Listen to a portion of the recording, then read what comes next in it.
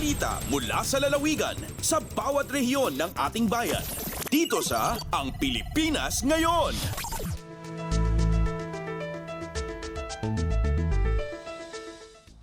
Narito na ang bugso ng ating regional news. Dumako muna tayo sa rehiyon ng Luzon. 1,000 seedlings ng mangroves na itanim ng Office of the Vice President sa Palanan, Isabela. Narito ang buong balita na ihahatid sa atin ni April Racho mula sa Tuguegarao. Sa ngaribo kayo pa, iti mainayon iti parang ragpat iti kampanya ti Office of the Vice President sa makaimula ti may 1 milyon na kay kayo aging iti taon 2028. Na isa ang katikaw dyan na tree planting activity iti Region 2, iti ili ti Palanan, amay sa kadagiti upat a coastal towns ti probinsya ti Isabela.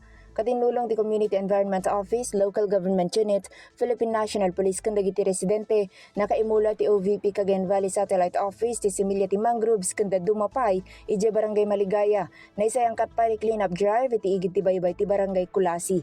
Dahil yung aktibidad katpasat, ti pagbabago a Million Trees Campaign, ti OVP, nga agandat, saan laang nga makaimula, ti may 1 milyon na kayo aging iti taon 2028, no diket, ti panangisubli, ti mangrove ecosystem, iti lugar. Sigun iti OVP, iti panagmula ti rinibo kay kayo, makaipaay dati positibo a kontribusyon, saan laang iti nakaporswaan, wenno iti aglawlaw no diket agraman iti sumaruno a henerasyon. Manipud Tuguegarao City dahiti na April sa Lucon Racho para iti Radyo Pilipinas World Service. Balita mula sa lalawigan sa bawat rehiyon ng ating bayan. Dito sa Ang Pilipinas Ngayon.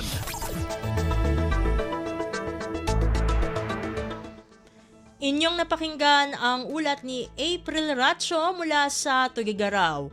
Dakuy naman natin ang Baguio City, Department of Science and Technology sa Cordillera, nakatanggap ng 7 brand new service vehicles. Ang kabuang ulat, ihahatid naman sa atin ni Jong Munar. Nakaawat ti 7 ang brand new vehicles iti Department of Science and Technology Cordillera. Nagitilugan kat nagtaod iti DOST Central Office iti pinangadadaulo ni Secretary Renato Solidum Jr. ken Undersecretary for Regional Operations Engineer Sancho Mabuarang. May waras nagitilugan iti indam nga Provincial Science and Technology Offices ken iti maysa ket paramet iti DOST Regional Office. Sigon ken ni DOST Car Regional Director Nancy Bantog, pakasaritaan iti panakaipaima dagiti lugan gapo iti daytoy iti kauna nga gundaway ang maipaayan ti DOST region ken iti provincial offices iti brand new vehicles. Nagyaman mat ni Bantog ken ni Secretary Solidum gapo iti suporta nga naawat da tapno sa mayat pa iti operations iti DOST Cordillera ken iti panakay-deliver dagiti kangrunan nga serbisyo para iti umili ti rehiyon. Manipod iti Radyo Pilipinas Baguio, Jong Munar nang ipadamag para ti Radyo Pilipinas World Service. Balita mula sa lalawigan sa bawat rehiyon ng ating bayan. Dito sa Ang Pilipinas Ngayon.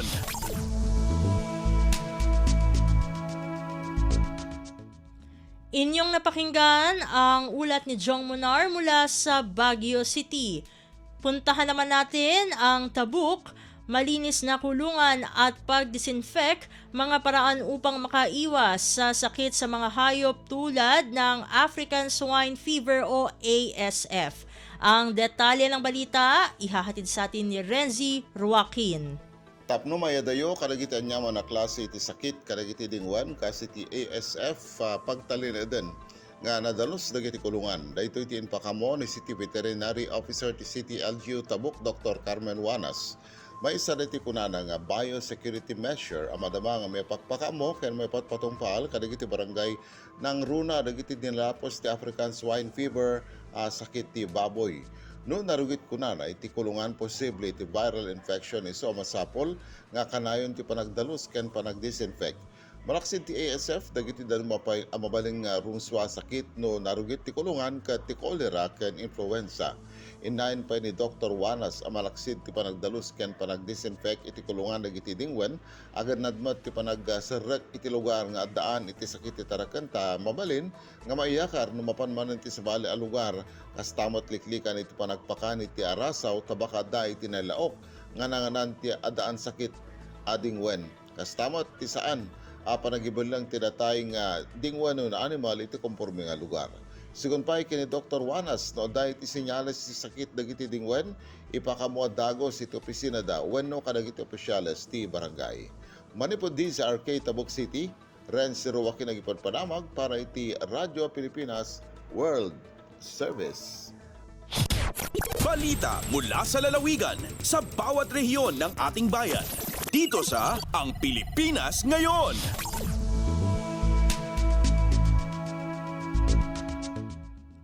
Inyong napakinggan ang ulat ni Renzi Joaquin mula sa Tabuk. Puntahan naman natin ang Virac. 2 miyembro ng CTG sumuko sa otoridad sa Palanas, Masbate. Narito si Jan Tatad para sa balita. 2 miyembro kan Communist Terrorist Group o CTG na midbid sa alias Roman Asinbening ang voluntad na suminuko na sa personahes kan Palanas Municipal Police Station, Masbate 2nd Provincial Mobile Force Company, Regional Intelligence Unit 5 Provincial Intelligence Team Masbate as in 96th Military Intelligence Company. Rekognisado ang 2 surrenderin na regular na membro subuot kan NPA-KLG South, SRC-4 BRPC na nag-opreser sa pamamayo ni Rogelio Suson na midbidman sa pangaran na Manong na nagserbe bilang commanding officer kan KLG South, SRC-4 BRPC sa ikatulong distrito kan Masbate. Ang mga ini nasa kustodiya na kan Provincial Intelligence Team Masbate para isiirarom sa Enhanced Comprehensive Local Integration Program kan gobyerno. Mientras na nangapudan man ang otoridad sa mga natatada pang miyembro kan CTG na sumuko na asin aprobitsaran ang programa kan gobyerno nganing makabalik sa sosyudad sa paagi kan pagtaonin pang kabuhayan, trainings asin pinansyal na asistensya. Hani digdi sa Radyo Pilipinas Virac, ini si Jan Tatad para sa Radyo Pilipinas World Service. Balita mula sa lalawigan sa bawat rehiyon ng ating bayan. Dito sa Ang Pilipinas Ngayon.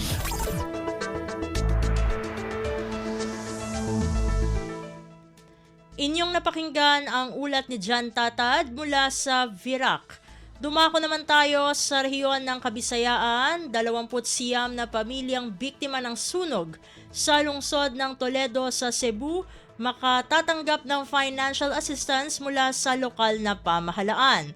Pakinggan ang kabuang ulat na ihahatid sa atin ni Carmel Matus Pedroza mula sa Cebu. Gianunsyo sa lokal nga kamahanan sa Dakbayan sa Toledo, lalawigan sa Subo ang pagtunol ni ini hinabang sa ana sa 29 ka mga pamilya nga biktima sa nahitabong sunog kagahapong adlaw Abril 7. Matod pa sa lokal nga pagkakamahanan nga tagan og 50,000 pesos ni Mayor Joy Perales ang kadtong mga panimalay nga naugdaw sa sunog ug 30,000 pesos sa mga partially damaged. Ana sa 15 ka mga pamilya ang biktima sa sunog nga nakaron sa evacuation center samtang laing 14 ka pamilya ang nag-istar sa ilang mga kaparyentihan. Gawas sa financial nga hinabang nakadawat usab sila og mga groceries, 25 kilos nga bugas, mga hygiene kits, family food packs ug uban pang hinabang. Miulbo ang duha ka nagkalain-laing sunog kagahapon adlaw sa Dakbayan diin girespondihan og niabag ang mga nagkalain-laing ahensya aron kini mapaw. Hinuon way kinabuhi nga natalang nakalas sa maong panghitabo. Kini si Carmel Matos Pedroza para sa Radyo Pilipinas World Service. Balita mula sa lalawigan sa bawat rehiyon ng ating bayan. Dito sa Ang Pilipinas Ngayon.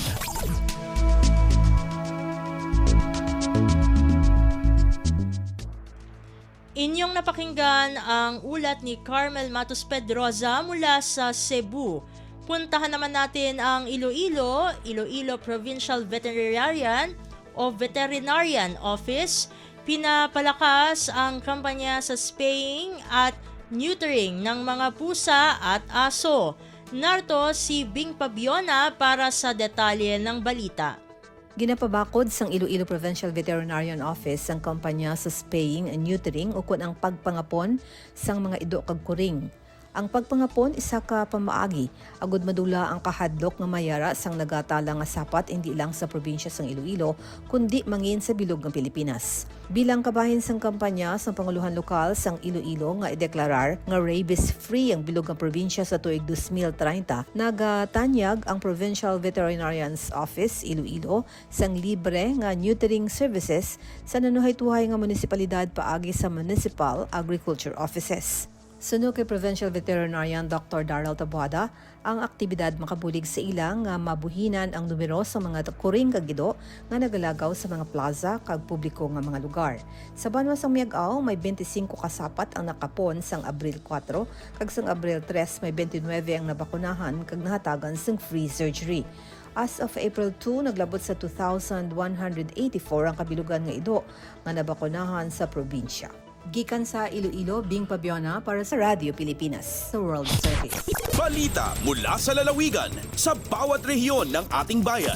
Dito sa Ang Pilipinas Ngayon. Inyong napakinggan ang ulat ni Bing Pabiona mula sa Iloilo. Dumako naman tayo sa rehiyon ng Mindanao. Davao Region Athletic Association Meet, matagumpay na idinaos ang kabuang ulat. Ihahatid naman sa atin ni Maselda Salia mula sa Davao. Hapsay ug malampusong gipahigayon dinhi sa Davao City ang usa ka semanang 2024 Davao Region Athletic Association Condavra Meet nahimong kampiyon sa kinatibukan sa kompetisyon gikan sa nagkadaiyang sports ang Davao City nga nakakuha og 385 ka medalya ug gisundan kini sa Tagum City. Ikatulo ang Davao del Norte, gisundan sab sa Panabo City ug ikalima ang Digos City. Labot niini dako ang pasalamat sa naglangkob sa 2024 Davao Meet sa tanang suporta ug tabang sa lokal nga kagamhanan sa syudad sa Davao ug security clusters aron nga mamahimong hapsay ug malinawon ang pagtapos sa maong aktibidad. Natapos ang 2024 Davao Meet pinaagi sa usa ka programa nga konsyerto ang musika ng pagkakaisa. Gikan dinhi sa Davao City, Marcel Mamonda Salia para sa Radyo Pilipinas World Service. Balita mula sa lalawigan sa bawat rehiyon ng ating bayan. Dito sa Ang Pilipinas Ngayon.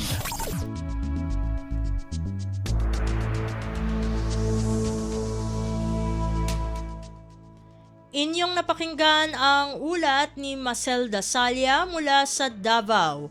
Dito na nagtatapos ang ating regional news.